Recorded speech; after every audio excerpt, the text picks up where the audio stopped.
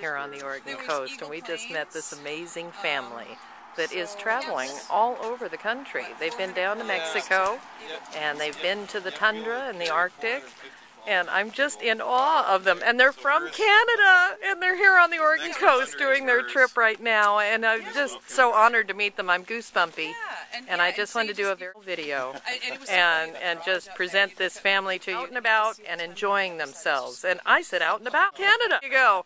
And that man is tall, and I'm having to go up there. 6'6", I think. And there's Mom, and she's so full of life, and she's just convinced me to get a motorcycle and do this. Boys, and they're just really enjoying it. I'm honored, you guys. Thank you so much for sharing with us today. This is Tanya on the Oregon coast, out for now.